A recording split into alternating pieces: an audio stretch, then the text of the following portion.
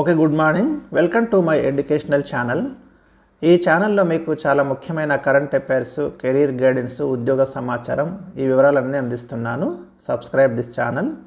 ఇవాళ మనకి ముఖ్యమైనటువంటి ప్రధాన అంశాలను ఒక్కసారి మనం గమనిద్దాం. పోటీ పరీక్షల కోణంలో ఎస్సీ వర్గీకరణకు కమిటీ అని ఉంది. కేంద్రము మరి ఎస్సీలను వర్గీకరించడం కోసము ఒక సూత్రప్రాయ నిర్ణయం తీసుకుంది. ఆ నిర్ణయం మేరకు కమిటీని అయితే అపాయింట్ చేయడం జరిగింది. దీంట్లో ఉన్నటువంటి ఆ ఇష్యూస్ ఏమున్నాయి, ఆ రిపోర్ట్ ఆధారంగా మరి తదుపరి స్టెప్ అయితే తీసుకుంటుంది. అందుకోసం మనకి ఇక్కడ కేంద్ర క్యాబినెట్ కార్యదర్శి రాజీవ్ గాబా ఆధ్వర్యంలో కమిటీని వేస్తున్నారు. ఈ పేరు గుర్తుంచుకోండి. డెఫినెట్గా మనకు కాంపిటేటివ్ ఎగ్జామ్స్లో ఒక ప్రధానమైనటువంటి ప్రశ్నగా మనం దీన్ని ఎక్స్పెక్ట్ చేయవచ్చు భవిష్యత్తులో. కేంద్ర క్యాబినెట్ కార్యదర్శి రాజీవ్ గాబా ఆధ్వర్యంలో ఎస్సీ వర్గీకరణ కోసం కమిటీని ఏర్పాటు చేస్తున్నారు. సభ్యులుగా 5 శాఖల కార్యదర్శులు. 23న తొలి భేటీ చూద్దాం. ఇంకా ప్రధానమైన అంశాలు చూద్దాం. దీంట్లో ఎస్సీ రిజర్వేషన్ల వర్గీకరణ అంశంపై అధ్యయనం కోసం కేంద్ర క్యాబినెట్ కార్యదర్శి రాజీవ్ గాబా నేతృత్వంలో ఉన్నత స్థాయి కమిటీ ఏర్పాటైంది. ఇందులో కేంద్ర హోంశాఖ, అంటే ఏ శాఖల నుంచి మనకు ఇందులో ప్రధానంగా ఈ కమిటీలో ఉండబోతున్నారంటే కేంద్ర హోంశాఖ, తర్వాత సిబ్బంది వ్యవహారాలు, శిక్షణ, గిరిజన వ్యవహారాలు, న్యాయశాఖ, సామాజిక న్యాయం సాధికారత శాఖ కార్యదర్శులు, సెక్రటరీస్ దీంట్లో మెంబర్స్గా ఉంటారు అని గుర్తుంచుకోండి. ఇందులో ఎక్కడైనా ప్రశ్న రావచ్చు. ఏ శాఖల నుండి దీంట్లో మెంబర్స్గా ఉంటారు అనే ప్రశ్న రావడానికి అయితే అవకాశం ఉంది. మీకు కేంద్ర హోంశాఖ, సిబ్బంది వ్యవహారాలు, శిక్షణ, గిరిజన వ్యవహారాలు, న్యాయశాఖ, సామాజిక న్యాయం సాధికార శాఖ, ఈ వీరైతే సభ్యులుగా ఉంటారు. అదేవిధంగా ఈ కమిటీ వర్గీకరణ అంశాన్ని పరిశీలిస్తుందని కేంద్ర ప్రభుత్వం శుక్రవారం ఒక ప్రకటనలో తెలిపింది. మిగతా ఇన్ఫర్మేషన్ నెక్స్ట్ దాంట్లో ఉంది మనకి. ఎస్సీ వర్గీకరణకు సంబంధించి అధ్యయనం చేయనుంది. దీనికి కేంద్ర సామాజిక న్యాయం సాధికార మంత్రిత్వ శాఖ అవసరమైన సచివాలయ సాయం అందిస్తుంది. ఎస్సీ రిజర్వేషన్లను వర్గీకరించాలని కోరుతూ ఆంధ్రప్రదేశ్, తెలంగాణ, కర్ణాటక ప్రభుత్వాల నుంచి వచ్చిన విజ్ఞప్తిని దృష్టిలో ఉంచుకొని ఈ కమిటీని అయితే మేము ఏర్పాటు చేస్తున్నాము అని చెప్పడం జరిగింది. ఈ అంశంపై దాఖలైన సివిల్ అప్పీల్ ప్రస్తుతం సుప్రీంకోర్టులో 7 సభ్యుల రాజ్యాంగ ధర్మాసనం ముందు లిస్ట్ అయి ఉంది. ఈ విషయాలను దృష్టిలో ఉంచుకొని కేంద్ర ప్రభుత్వం కమిటీని ఏర్పాటు చేసింది. ఎస్సీల్లోని మాదిగలు, ఇతర ఉపకులాల ప్రయోజనాల రక్షణకు పరిపాలన పరంగా ఎలాంటి చర్యలు తీసుకోవాలన్న అంశాన్ని ఇది సూక్ష్మంగా పరిశీలిస్తుంది. ఇప్పుడున్న రాజ్యాంగ నిబంధనల ప్రకారం వర్గీకరణ సాధ్యం కాదని గత ఏడాది జూలై 26న రాజ్యసభలో భాజపా ఎంపీ జీవీఎల్ నరసింహారావు అడిగిన ప్రశ్నకు కేంద్ర సాధికార శాఖ సహాయ మంత్రి నారాయణ స్వామి సమాధానం చెప్పారు.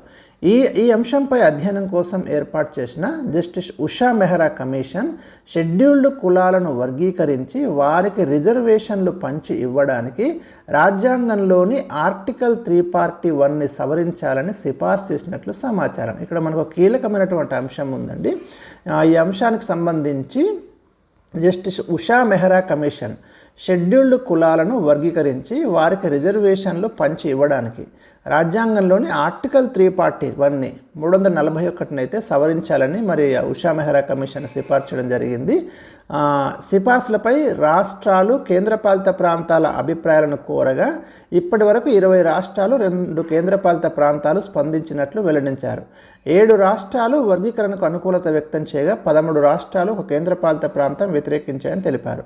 1 కేంద్రపాలిత ప్రాంతం మాత్రం ఎలాంటి అభిప్రాయం వ్యక్తం చేయలేదని వెల్లడించారు. ఇప్పుడున్న నిబంధనల ప్రకారం వర్గీకరణ సాధ్యం కాదని మంత్రి సభాముఖంగా చెప్పినందున తాజా కమిటీ రాజ్యాంగ మార్పులపై అధ్యయనం చేసే అవకాశం ఉంది. అవసరమైతే మరి కాన్స్టిట్యూషన్లో చేయాల్సినటువంటి మార్పుల్ని కూడా ఈ రాజీవ్ గాబా నేతృత్వంలోని కమిటీ అయితే సూచించే అవకాశాలు మనకు ప్రధానంగా కనబడుతున్నాయి.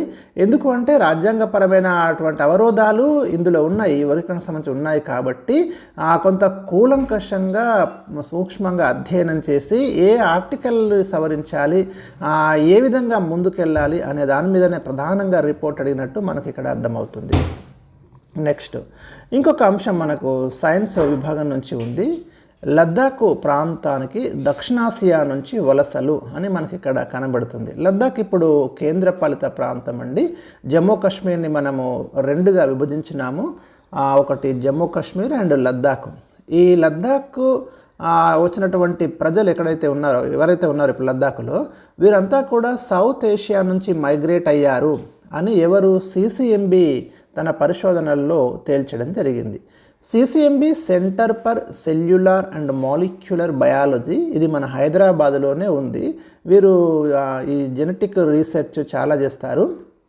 అయితే లద్దాఖ్కు 3000 ఏళ్ల క్రితం సిల్క్ రూట్ మీదుగా పెద్ద సంఖ్యలో వలసలు జరిగాయని centre for cellular and molecular biology పరిశోధకులు జన్యు పరిశోధన ద్వారా నిర్ధారించారు. సిల్క్ రూట్ అనేది ప్రాచీన కాలంలో ముఖ్యమైనటువంటి వాణిజ్య రహదారిగా మనం భావించాలి.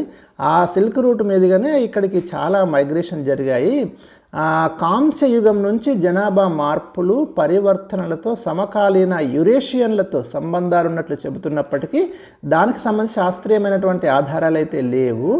మరి దీంతో సిసిఎంబి శాస్త్రవేత్త CDFD director doctor Kumaraswamy Thangaraj, లక్నోలోని Birbal Sahni institute of palaeo sciences senior శాస్త్రవేత్త డాక్టర్ నీరజ్ రాయ్ బృందం పరిశోధన చేపట్టారు. 3 ప్రధాన కమ్యూనిటీలు బ్రోక్పా, చాంగ్పా, మోన్సాకు చెందిన 108 మంది వ్యక్తుల డిఎన్ఏ క్రమాన్ని పురాతన డిఎన్ఏ శ్రేణులతో పోల్చి చూసినప్పుడు దక్షిణాసియా, తూర్పు ఆసియా, టిబెట్, పశ్చిమ యూరేషియా వాసులతో సరిపోలున్నట్లు గుర్తించారు. ఇక్కడ మీకు లద్దాఖ్లో ఉన్నటువంటి కమ్యూనిటీ చూడండి, బ్రోక్పా, చాంగ్పా, మోన్పా 108 మంది వ్యక్తుల డిఎన్ఏ క్రమాన్ని అయితే ఇక్కడ విశ్లేషించడం జరిగింది. అలా విశ్లేషించినప్పుడు దక్షిణాసియా, తూర్పు ఏషియా, టిబెట్, పశ్చిమ యూరేషియా వాసులతో అవి కరెక్ట్ మ్యాచ్ అవుతున్నాయి. ఈ అధ్యయనం తాజాగా మైటోకాండ్రియన్ జర్నల్లో ప్రచురితమైందని తంగరాజ్ తెలిపారు. ఈ పరిశోధన ద్వారా బ్రోక్పా అత్యంత పురాతనమైన జాతిగా వెల్లడైందన్నారు. ఇక్కడ నుంచి ప్రశ్న రావడానికి అయితే అవకాశాలు ఉన్నాయి. సిల్క్ రూట్, హిమాలయన్ కారిడార్ ద్వారా జనాభా వలసలను ఈ అధ్యయనం మరింత ధృవీకరిస్తుందని CCMB present director Vinay Kumar Nandikuri తెలియజేశారు. ఇది మనకు లద్దాఖ్లో ఉన్నటువంటి ప్రజలు ఎక్కడి నుంచి మైగ్రేట్ అయ్యారు, ఏ ప్రాంతం నుంచి అనేది ఒక వార్త మనకు కనబడుతుంది. దీంట్లో కొన్ని ముఖ్యమైన కీలక అంశాలు సిల్క్ రూట్ కానివ్వండి, సిసిఎంబి కానివ్వండి, అదేవిధంగా బీర్బల్ సాహ్ని ఇన్స్టిట్యూట్, ఇది లక్నోలో ఉంది. ఇది కూడా స్టాక్ జీకేలో చాలా ఇంపార్టెంట్ అంశంగా చూడాలి. తర్వాత మీకు లద్దాఖ్లో ఉన్నటువంటి ప్రధానమైనటువంటి తెగల గురించి ప్రస్తావించారు. అవన్నీ కూడా ఈ ఆర్టికల్లో మనకు ఉపయోగపడతాయి. నెక్స్ట్, చంద్రయాన్ 3, ఏదైతే భారతదేశం ప్రయోగించిన చంద్రయాన్ 3 మరి నిద్రానావస్థలో ఉన్నప్పటికీ కూడా మళ్ళీ సంకేతాలు వస్తున్నాయని ఇక్కడ ఒక వార్త కనబడుతుంది. చంద్రయాన్ 3లో అమర్చిన పరికరాలు నిద్రాణ స్థితిలోనూ దక్షిణ ధ్రువం నుంచి మనము చంద్రుడి యొక్క దక్షిణ ధ్రువం మీద అడుగు మోపిన మొట్టమొదటి దేశంగా భారతదేశం అయితే రికార్డు సృష్టించింది. మళ్ళీ దక్షిణ ధ్రువం నుంచి లొకేషన్లు గుర్తిస్తున్నట్లు ఇస్రో అధికారులు శుక్రవారం బెంగళూరులో ధృవీకరించారు. అంతర్జాతీయ అంతరిక్ష ఒప్పందాల్లో భాగంగా చంద్రయాన్ 3లోని ల్యాండర్లో నాసాకు చెందిన లూనార్ రికనీసెన్స్ ఆర్బిటర్ను అమర్చారు. అంటే మనకు ఉన్నటువంటి ఇంటర్నేషనల్ అగ్రిమెంట్స్లో భాగంగా ఈ చంద్రయాన్ 3 ల్యాండర్లో నాసా వారి యొక్క లూనార్ రికనీసెన్స్ ఆర్బిటర్ను అమర్చారు. ఇందులోని లేజర్ రెట్రో రిఫ్లెక్టర్ ఎరే జాబిల్లి దక్షిణ ధ్రువంలోని లొకేషన్ను మార్కర్ సేవలను పునరుద్ధరించిందని ఇస్రో వివరించింది. డిసెంబర్ 12 నుంచి ఎల్ఆర్ఏ నుంచి తమకు సంకేతాలు అందినట్లు పేర్కొంది. చంద్రయాన్ 3లో పలు సంస్థలకు చెందిన ఎల్ఆర్ఏలను అమర్చిన నాసాకు చెందిన ఎల్ఆర్ఏ నిరంతరం పనితీరు కనబరుస్తూనే ఉందని తెలిపింది. దక్షిణ ధ్రువంలోని రాత్రి సమయాల్లో ఎల్ఆర్ఏ పర్యవేక్షణ మొదలవుతుంది. చంద్రయాన్ 3 నుంచి తూర్పు వైపునకు మళ్ళీ ఉన్న ఎల్ఆర్ఓలోని లేజర్ ఆల్టిమీటర్ చంద్రయాన్ 3 ఉండే ప్రాంతాన్ని ఎప్పటికప్పుడు అందించగలుగుతుంది. ఇక్కడ ఎవరి పరికరము, ఆ పరికరం పేరేంటి అనే దాని మీద ప్రశ్న రావడానికి అవకాశం ఉందండి. నాసాకు చెందిన లూనార్ రికనీసెన్స్ ఆర్బిటర్, అది గుర్తుంచుకోండి. నెక్స్ట్, 100 కార్లు 4000 కోట్ల ప్యాలెస్. ఇక్కడ ఒక ఇంపార్టెంట్ వార్త మనకు కనబడుతుంది.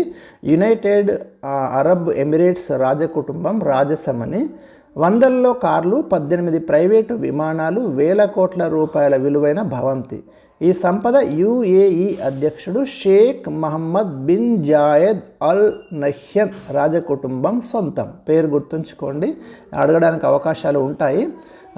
షేక్ మహమ్మద్ ఎవరైనా యునైటెడ్ అరబ్ ఎమిరేట్స్ యొక్క అధ్యక్షుడు Sheikh Mohammed bin Zayed Al Nahyan రాజకుటుంబం సొంతం. $305 బిలియన్ ఆస్తులతో వాల్టన్ కుటుంబాన్ని దాటి 2023లో ప్రపంచంలోనే అత్యంత సంపన్న కుటుంబంగా వీరి యొక్క కుటుంబం ఆవిర్భవించింది అనే వార్త మనకు కనబడుతుంది. ఇది బేస్ చేసుకొని ప్రశ్న రావడానికి అవకాశం ఉంది. ప్రపంచంలో 2023లో అత్యంత సంపన్న కుటుంబంగా ఎవరు రికార్డు సృష్టించారు అనే ప్రశ్న అయితే రావడానికి అవకాశం ఉంది. సో ఇది గుర్తుపెట్టుకోండి మీరు. యుఏని పరిపాలిస్తున్న Sheikh Mohammed bin Zayed Al Nahyan ఈ కుటుంబం మొత్తం సరే వాళ్ళ ఫ్యామిలీ గురించి ఇక్కడ డీటెయిల్స్ ఇవ్వడం జరిగింది, వాళ్ళ ఆస్తిపాస్తులు ఇవన్నీ కూడా. సో ఇలా ఏదైనా ప్రత్యేకమైన రికార్డు ఉన్నప్పుడు డెఫినెట్గా మీకు క్వశ్చన్ రావడానికి అయితే అవకాశాలు ఉన్నాయి. నెక్స్ట్, అయోధ్యకు విపత్తుల చిరు ఆసుపత్రి భీష్ము. ఈ పేరు కోసమే ఈ ఆర్టికల్ తీసుకున్నాను, ఎందుకంటే మీకు డిజాస్టర్ మేనేజ్మెంట్లో ఏదైనా ప్రశ్న రావచ్చు. అయోధ్యలో మరి ఈ నెల 22న ప్రాణప్రతిష్ఠ జరగబోతుంది. అందులో ఏదైనా అనుకోని ప్రమాదాలు ఏమైనా ఎదురైనప్పుడు అత్యవసర సమయాల్లో వైద్య సేవలు అందించేందుకు విపత్తుల చిరు ఆసుపత్రి భీష్మును కూడా అందుబాటులో ఉంచనున్నట్లు కేంద్ర ఆరోగ్య మంత్రిత్వ శాఖ తెలిపింది. ఉత్తరప్రదేశ్ ప్రభుత్వంతో కలిసి పనిచేస్తూ సమగ్ర వైద్య సేవలు అందించనున్నట్లు పేర్కొంది. దేశీయంగా రూపొందించిన ఈ ఆరోగ్య మైత్రి విపత్తుల నిర్వహణ చిరు ఆసుపత్రి భీష్ము ఘనాకారంలో ఉంటుంది. అత్యవసర సమయాల్లో వైద్యం అందించేందుకు ఇందులో అత్యాధునిక పరికరాలు ఉంటాయి. కృత్రిమ మేధ, అంతర్జాల సాంకేతికత సహాయంతో ఈ ఆసుపత్రి సమర్థవంతమైన సేవలు అందిస్తుందని కేంద్ర ఆరోగ్య మంత్రిత్వ శాఖ తెలిపింది. భీష్మ్ అనగా డాష్ అంటాడు మీకు కాంపిటేటివ్ ఎగ్జామ్స్లో. ఇది ఒక విపత్తుల చిరు ఆసుపత్రి, ఎమర్జెన్సీ టైంలో ట్రీట్మెంట్ పర్ఫెక్ట్ ట్రీట్మెంట్ ఇస్తుంది అన్నట్టు అది. నెక్స్ట్, ఫోర్బ్స్ మ్యాగజైన్ మళ్ళీ ఒక రిపోర్ట్, ఎవ్రీడే ఫోర్బ్స్ మ్యాగజైన్ ఒక రిపోర్ట్ మనకు కనబడుతుంది. ప్రపంచంలో అత్యంత శక్తివంతమైన మహిళల జాబితా 2023 అయితే రిలీజ్ చేసింది. తాజాగా కేంద్ర ఆర్థిక శాఖ మంత్రి నిర్మలా సీతారామన్ ఇందులో ఎన్నో స్థానంలో అని అడిగారు. 32వ స్థానంలో ఉంది మన ఇండియా నుంచి. తర్వాత మీకు ప్రముఖులు చూడండి, నిర్మలతో పాటు HCL corporation CEO Roshni Nadar Malhotra 60వ ర్యాంకులో ఉంది. Steel authority of India limited మాజీ చైర్పర్సన్ సోమా మండల్ 70వ ర్యాంకు. బయోకాన్ వ్యవస్థాపకురాలు కిరణ్ మజుందార్ షా 76వ ర్యాంకు ఈ జాబితాలో చోటు సంపాదించారు. ప్రపంచంలో అత్యంత శక్తివంతమైన మహిళలుగా ఇక్కడ చూడండి, వెరీ ఇంపార్టెంట్, మొత్తం వరల్డ్లో పవర్ఫుల్ ఉమెన్గా ఐరోపా commission chief Ursula von der లెయన్, ఇది గుర్తుంచుకోండి. ఫోర్బ్స్ 2023 జాబితా ప్రకారం ప్రపంచంలో అత్యంత శక్తివంతమైన మహిళ ఎవరు అంటాడు. ఐరోపా commission chief Ursula von der Leyen. తర్వాత European central bank chief Christina Lagarde. America ఉపాధ్యక్షురాలు కమలా హ్యారిస్ వరుసగా తొలి 3 స్థానాల్లో నిలిచారు. ఫస్ట్ ప్లేస్లో మరి ఉర్సులా వోన్ డీర్ లెయన్ ఉన్నారు. సెకండ్ ప్లేస్లో క్రిస్టినా లగార్డే ఉన్నారు. థర్డ్ ప్లేస్లో కమలా హ్యారిస్ ఉన్నారు. ఫోర్బ్స్ శక్తివంతమైన మహిళల జాబితా ఇండియా నుంచి నిర్మలా సీతారామన్ 32 వరల్డ్లో 32వ స్థానంలో ఉన్నారు.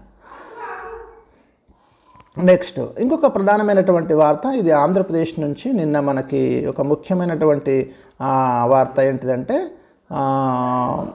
206 అడుగుల ఎత్తైన ఒక అంబేద్కర్ విగ్రహాన్ని, ప్రపంచంలోనే అత్యంత ఎత్తైనటువంటి అంబేద్కర్ విగ్రహాన్ని విజయవాడ నడిబొడ్డున స్వరాజ్య మైదానంలో దేశానికి తలమానికంగా నిర్మించిన రాజ్యాంగ రూపశిల్పి భారతరత్న డాక్టర్ బిఆర్ అంబేద్కర్ 206 అడుగుల ఎత్తైన సామాజిక న్యాయశిల్పం విగ్రహాన్ని సీఎం జగన్ శుక్రవారం రాత్రి జాతికి అంకితం చేశారు. వెరీ ఇంపార్టెంట్ అండి ఇది.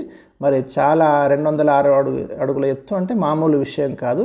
సో మరి అది మనకు రికార్డు. సో ఎక్కడైనా మీకు అడగొచ్చు, ఏ నగరంలో ఆవిష్కరించారు, ఎప్పుడు ఆవిష్కరించారు, ఇలాంటి ప్రశ్నలు వస్తాయి. మిగతా ఇక్కడ మీరు చూడండి, అతని యొక్క స్పీచ్ అక్కడ అమెరికాలోని స్టాచ్యూ ఆఫ్ లిబర్టీ గురించి మనం విన్నాం. ఇక మీదట స్టాచ్యూ ఆఫ్ సోషల్ జస్టిస్ అంటే ఇండియాలోని విజయవాడ అని మారుమోగుతుంది. మనందరి ప్రభుత్వం ఈ 56 నెలల్లో అనుసరించిన సామాజిక న్యాయానికి ఈ విగ్రహం నిలువెత్తు నిదర్శనం. అంబేద్కర్ జన్మించిన 133 ఏళ్ల తర్వాత, ఆయన మరణించిన 68 ఏళ్ల తర్వాత సామాజిక న్యాయ మహాశిల్పాన్ని, ఇక్కడ పేరు కూడా వీరు ఏమనంటున్నారంటే సామాజిక న్యాయ మహాశిల్పం అని పిలుస్తున్నారు. వెరీ ఇంపార్టెంట్ న్యూస్ ఇది. ఇది 1000 సంవత్సరాల భారత సామాజిక ఆర్థిక అనే అంశాలు, అంటే స్పీచ్లో ఈ అన్ని ఆర్థిక రూపం మార్చుకుంటున్న అంటరానితనంపై 56 నెలలుగా మనం చేస్తున్న యుద్ధానికి నిదర్శనం.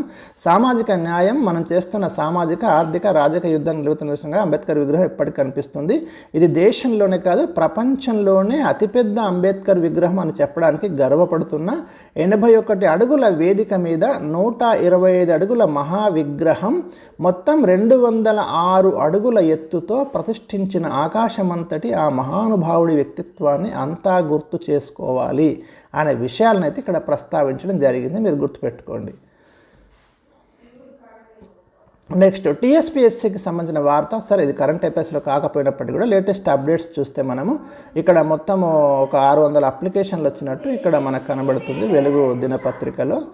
నెక్స్ట్ మీకు అయోధ్యకు సంబంధించి అక్కడ అరుణ్ యోగిరాజ్ రామలల్లా విగ్రహాన్ని చెక్కారు. 51 అంగుళాల ఎత్తు, 150 కిలోల బరువు ఉంటుందని ట్రస్ట్ సభ్యులు వివరించారు. ఇది ఒకటి ఇంపార్టెంట్ న్యూస్ మనకి. సో ఇవి ఈరోజు ఉన్నటువంటి ప్రధానమైనటువంటి కరెంట్ అఫైర్స్. మిగతా అప్డేట్స్ ఏమైనా ఉంటే నేను మీకు ఇంకొక వార్త కూడా ఇక్కడ మనకు కనిపిస్తుంది. ప్రపంచ సుందరి పోటీలకు భారత్ ఆతిథ్యం.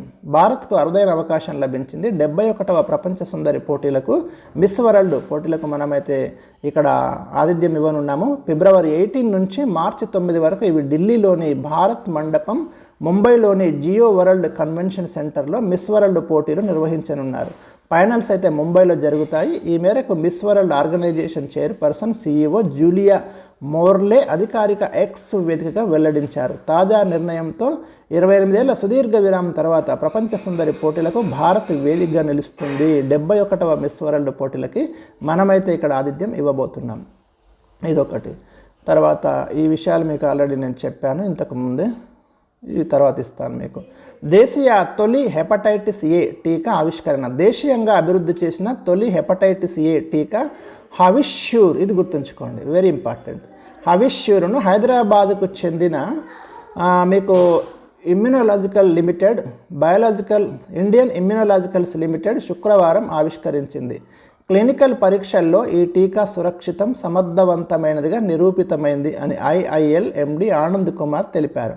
ప్రముఖ బహుళజాతి సంస్థల టీకాలతో దీన్ని పోల్చి చూడొచ్చన్నారు. 7 ఏళ్లకు పైగా వయసున్నవారు హవిష్యూర్ మొదటి డోసును తీసుకోవచ్చు. ఏదైతే మనకి కాలేయానికి వచ్చే హెపటైటిస్కి సంబంధించి మరి హెపటైటిస్ ఏ వైరస్ని అడ్డుకోవడానికి ఒక టీకానైతే ఇక్కడ హవిష్యూర్ అనే పేరుతోటి హైదరాబాద్కు చెందిన ఇండియన్ ఇమ్యునోలాజికల్స్ లిమిటెడ్ శుక్రవారం ఆవిష్కరించింది. ఇది మన ఇండియా పరిజ్ఞానంతో ఈ టీకానైతే మనం ఆవిష్కరించడం జరిగింది. చంద్రుడిపై కాలు మోపిన జపాన్ స్లిమ్ అని ఇంకొక వార్త ఉంది ఇక్కడ. చందమామపై పరిశోధనలకు జపాన్ ప్రయోగించిన smart lander for investigating moon, very important అండి. SLIM smart lander for investigating moon శుక్రవారం చంద్రుడి ఉపరితలంపై దిగింది. అంతరిక్ష నౌకను పిన్ పాయింట్ టెక్నాలజీ ఉపయోగించి చంద్రుడి మధ్యరేఖకు దక్షిణంగా సమీపంలోని ఒక బిలం వాలుపై సాఫ్ట్ ల్యాండింగ్ చేసినట్లు జపాన్ అంతరిక్ష సంస్థ జక్సా ప్రకటించింది. ఈ ఘనత సాధించిన 5వ దేశంగా జపాన్ నిలిచింది. వెరీ ఇంపార్టెంట్ అండి. లక్ష్యానికి 100 మీటర్ల దూరంలో జపాన్ అంతరిక్ష సంస్థ జక్సా ల్యాండింగ్ ప్రక్రియను చేపట్టిందని రాయిటర్స్ నివేదించింది. అయితే స్లిమ్ విజయవంతంపై కొంత సందిగ్ధత నెలకొన్నది. చంద్రుడిపై ల్యాండింగ్ తర్వాత స్లిమ్ ప్రస్తుత పరిస్థితిని తనిఖీ చేస్తున్నామని, ల్యాండర్తో కమ్యూనికేషన్ పరిశీలిస్తున్నామని జక్సా పేర్కొన్నది. స్పేస్ క్రాఫ్ట్ సోలార్ ప్యానెళ్లు మినహా మిగతా అంతా బాగానే పనిచేస్తున్నది అని ఒక వార్త మనకు కనబడుతుంది. అంతరిక్ష నౌకను చంద్రుడి ఉపరితలంపై అంతరిక్ష నౌకను సాఫ్ట్ ల్యాండింగ్ చేసిన దేశాల జాబితాలో Soviet union, America, China, Bharat, ఇప్పుడు జపాన్ 5వ దేశంగా ఈ ఘనత సాధించింది. ఇది మనకు ప్రధానమైనటువంటి వార్త. జనవరి 19న ఈ సంఘటన జరిగింది, ఇవాళ 20వ తారీఖు. నెక్స్ట్ SSB చీఫ్గా దల్జిత్ సింగ్ చౌదరి. సశస్త్ర సీమాబల్ చీఫ్గా సీనియర్ IPS అధికారి దల్జిత్ సింగ్ చౌదరిని కేంద్ర ప్రభుత్వం నియమించింది. ఇది మీకు హూ అండ్ హూ అంటే నియామకాలు దాని పరిధిలోకి ఈ వార్త అయితే రావడం జరుగుతుంది. మిగతావన్నీ కూడా కెరీర్ గైడెన్స్ సంబంధించి ఉన్నాయి. ఓకే, ఇవి మనకు ఈరోజు ఉన్నటువంటి ప్రధానమైనటువంటి వార్తలు.